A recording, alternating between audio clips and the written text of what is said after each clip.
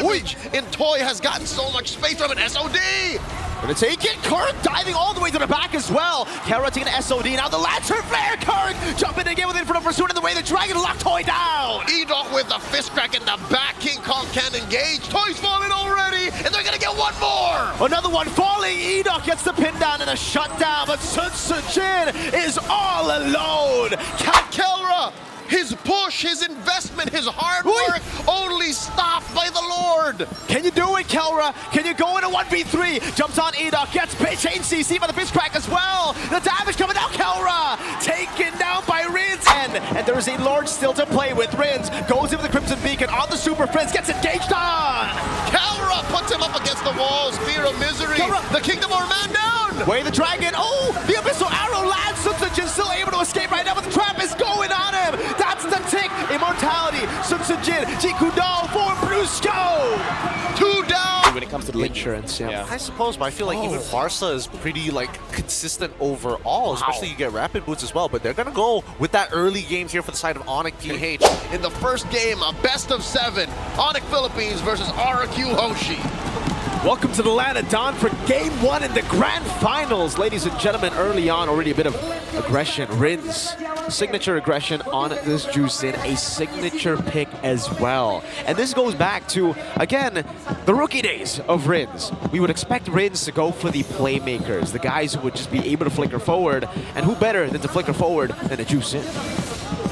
And it's not a flicker though, it's a purify. So they're gonna play with that range. They're gonna play with how aggressive Onic PH are. If this was any other combo than the Selena and the Cho, maybe he'd flicker, right?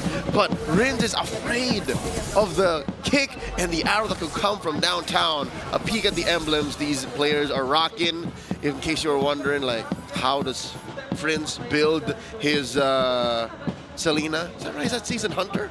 Yeah, it is the Season Hunter. This is something that we have been seeing a lot from the Selenas. I believe we saw Moreno as well in Game 3 up against Team Falcons. Pick up the Season Hunter just so that you can help leash the Suyo, but also you are actually quite good at clearing the jungle, so it's very, very good to get the early invades going. You're more than just your fighting. You have a lot of utility in your own jungle and the opponents. We're seeing the turtle spawning in the lower corner. Kirk being given quite a bit. Yeah, just a bit poke over there. Oh! This arrow won't land. Dyren, just walk away. Safe for RRQ HOSHI to reposition this way. But Onic PH are boxing them out. Look at the presence that Superfam has. You can see Brusco already dealing the damage over to Rins. Has the Crimson Beacon. Will go in. King Kong wins out the retry battles. The Glorious Pathway gets used up by Onic Philippines. Blitz that turtle. They disperse just as quickly.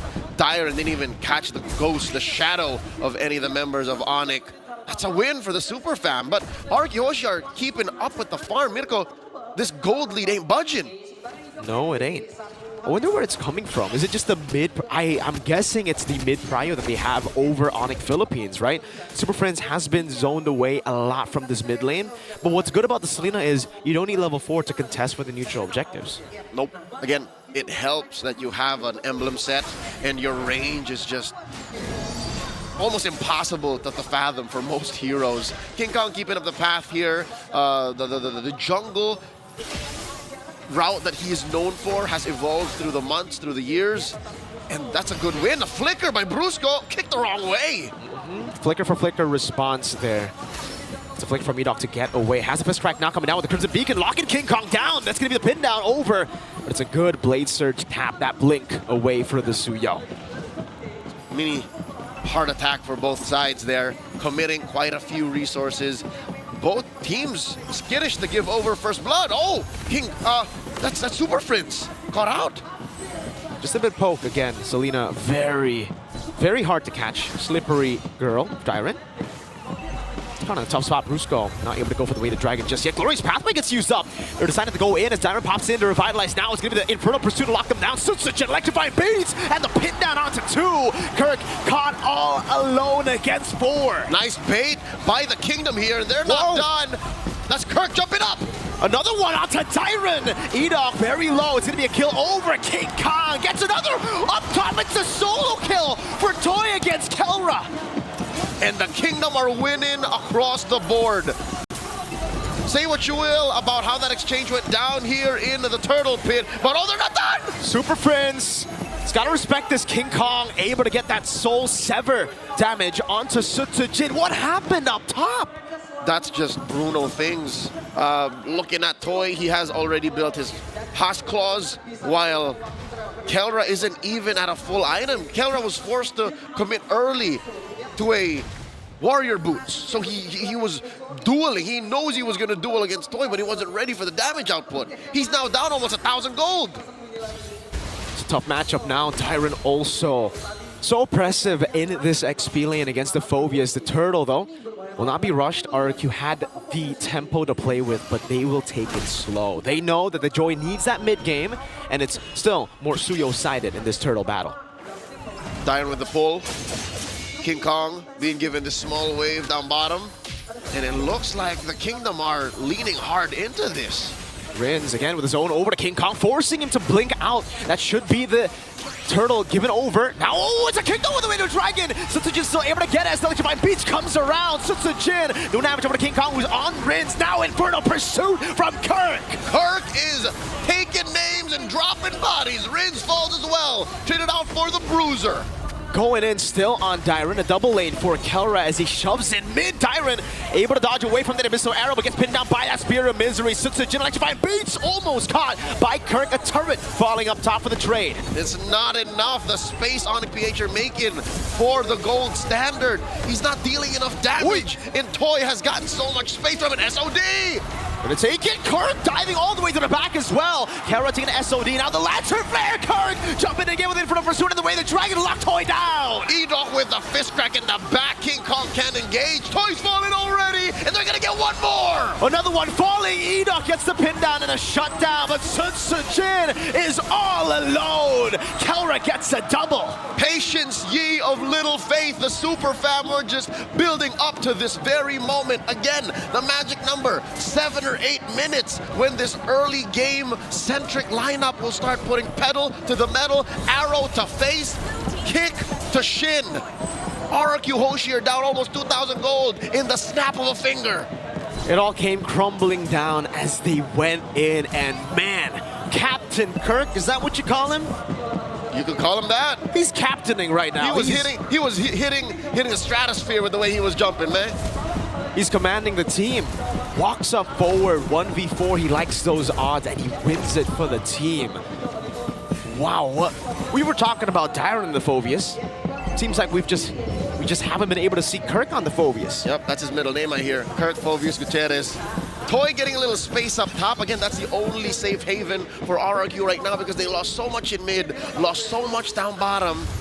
And with this last turtle, I'd reckon even RRQ will have to think twice because a single SOD on Kelra, who'd have thought it would be unlocked so quickly? Solo kill, I thought with that, they'll be able to handle the man in that gold lane.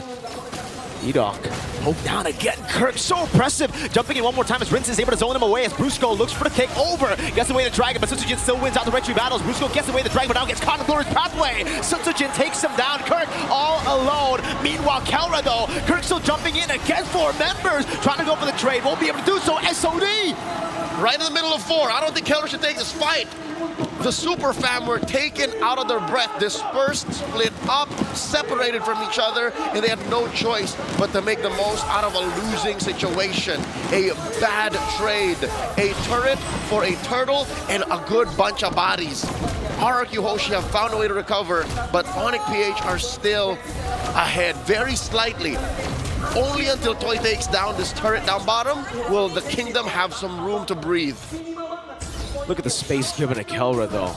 It was 1,000 gold lead, I believe, between the two for Toy. Now it's back to 80. That side lane pressure of the Moskov. Something we were talking about when we saw the Moskov low win rate is it's a high skill ceiling hero. But it's Kelra on it now. Yep, you're not just playing 5 other dudes. You're playing the map. You're playing yourself. You got to hit those SODs. And even in the early moments of game number 1, Kelra's been hitting SODs, and he's been making the right calls. A lesser player would have already clicked the teleport, but Kelra said, you know what, we're going to invest in the top lane. This is the long lane. Let's wait. Game has slowed down, but folks, don't get us wrong. Both teams are still in it. We are at deadlock. Onic PH, this is a negligible 700, 800 gold lead. And to have that confidence, Leo, going for the Moskov. Oh, way the dragon. Knocks Jin down, but it's the wrong angle. Ow, very close SOD there. Back to the point though, King Kong, no way he takes that blade surge, no. The confidence that Kelra has to go flicker up against a very capable CC lineup of RRQ Hoshi. That's right, there's at least 3 members of RRQ looking to gun for him. Dairen on the Hylos, Rins on the Jushin, Edok on the Badang, who by the way has a flicker himself. Look at that. Finally, the push paying off. Again, the Super Fam outnumbered down bottom in the pit. Toy's going to be locked down quite a bit there. Rins caught in the bad spot. Fist crack coming out. So Jin claiming the Lord. Kelra still on the other side of the map, going for that base turret. Oh my God! Subbed up. Dairen caught, pops in to revitalize, but they're still on the chase. Dairen a missile trap. That's going to be the glowing one on him still. Another missile arrow landing on Jin. Toy in the midst of it all, caught all alone. SOD blade surge from King Kong. Toy full, traded out for Kurt, and the beast is slain as well. All this while, look at Kelra. His push, his investment, his hard work only stopped by the Lord. Can you do it, Kelra? Can you go into 1v3? Jumps on Edok, gets chain CC by the fist crack as well. The damage coming out, Kelra. Taken down by Rins. Edok able to survive with that shield. The gold standards were outnumbered, cornered, and outfought. There were so many reasons he should have gotten out of there, but he held on for hope that he would penetrate and take down that tier 3 up top, and instead it backfires in their face. Onic PH lose so much on the map. All the lanes are blue, and King Kong had his purple stolen. 11 minutes in, 19 kills. An action-packed game as Edok's looking for the concealed play. King Kong will respect it. Edok walks up forward, gets a Thunderbelt stack. Orange buff control, look at the Lord, super low, still will get that charge. Are they able to hold it all the way to a third? Nah, King Kong quells it. Onic PH are trapped inside their base now. They've got one last outer turret, tier 2 in mid, and you can say goodbye to that just about now as Koi starts kicking balls in its face. Mirko, this is what we talked about, that Selena. It's good when you're winning, it's good when you're ahead, when you're able to go around the map and take whatever you want, but Onic is cordoned in, the Super Fam is under quarantine. RRQ Hoshi have just been so decisive, I would say, right? Because Onic Philippines, they have had control over the side lanes. They have had control over the map with those traps as well. Vision, map, wave control has mostly been Onic Philippines. But RRQ, whenever they see Onic Philippines on the other side of the map, they never hesitate to just fight, go for the Lord, blitz it before Onic Philippines can use the setup that they initiated. What you're saying is if all go according to plan, if we follow logic, RRQ Hoshi wins. But Onic PH in the early game have won one too many coin flips. They got away with way too much. That push up top, that conversion in mid and bottom, that's their early game salvo. But now it's up to the Super Fam to look for something else. Magical arrow catches Edok, but he was just checking range. He was just making sure the Super Fam don't go any further than where he allows. 2,400 gold lead. Still pretty even, honestly. 2,000 gold lead isn't really that big here as we get into the 12th minute of the game. It's manageable, but you can feel it. You can see how Onic respect that fact, and they're struggling to even take this orange. Edok gets caught out, but finally, King Kong get one. I thought that was going to be a kill. Edok didn't even have to burn his flicker out for that. He did burn the fist crack, and that is a window for Onic Philippines. But will they take it? That's the Lord getting started up already. Expect a dance here from both sides. Lord now down to a third of its health. Edok so low, Kirk's going to win. Glorious pathway come down as Rins is able to zone them in the back. Kirk flickers out to safety. RRQ Hoshi say no. We get the Lord, we back away. No fights, no windows for you. A display of discipline from the Kingdom. Happy with what they got, they'll instead play the next few seconds. Lord comes out in about 10 from now, and Kelra was working on that long lane. So this is definitely some breathing room on the map the Super Fam needed. The Kingdom slowly building up that lead once more, approaching the 3K mark. You could assume that this is what, an extra item on Toy, an extra item on Sutsujin over King Kong? I think so. Maybe I think Wind of Nature is already in the hands of Toy. You know what? No, surprisingly, looking at it, it's actually a lot on Rins over Fritz. It's that mid lane. You know, again, when the Selena the only way for the Selena to get ahead is through kills, assists. That's a Lord charging in the mid lane as Rins is able to zone them again in the bottom lane. Another wave coming down now as the Glorious Pathway will be used up. Kelra piercing through the Lord on HP bars. In the bottom lane, Sutsujin got very low. King Kong looking for the play. The SOD does not land, but Onic Philippines want to go for the fight. Abyssal Arrow landing. Tyron will sacrifice himself. Brusco! They're not done. The King keeps down Edom.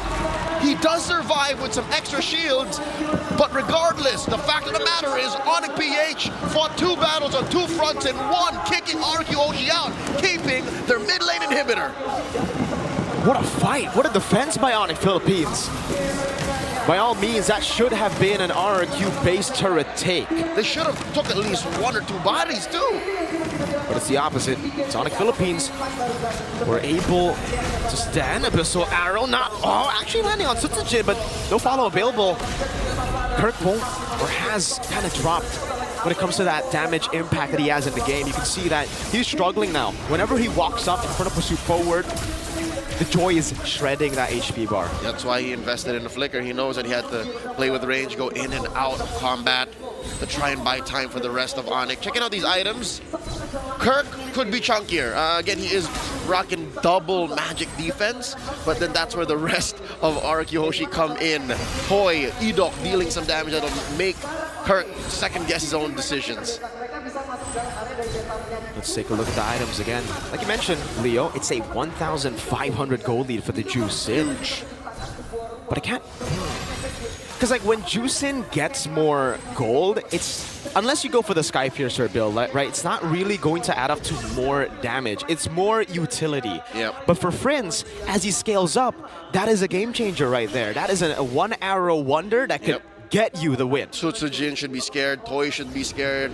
Rins, thankfully he's got a Purify. That's what's keeping RRQ HOSHI here ahead of Onic. But you're right. Again, that's why this 1,000 gold lead feels like a 1,000 gold lead is because a majority of it is on Rins. The concealed play here, canceled just as quickly. That poke is starting to get to RRQ. At least the frontliners. The backliners, they have sustain. They have the Blood Wings. They have Haas Claws for Toy, but Tyron does not. He has the Revitalize, forced to use the Glorious Pathway already. Rins walks up forward, zoning King Kong away one more time. Sutsujin on the Lord, will be able to get it now. Is actually in front of pursuit by Kirk, looking for the chase. Tyron sacrificed again as Brusco kicks him back to the fray. Look at Kelra! In the base, looking for the end. Toy gonna be able to recall, and King Kong's on it! Wave dealt with already, but now Kelra's caught in the top spot. Rins, is that gonna be engaged? Purify out. What an angle. That is an unfair trade. Again, on paper, RRQ HOSHI won. They got the Lord, but Onic are inside the base.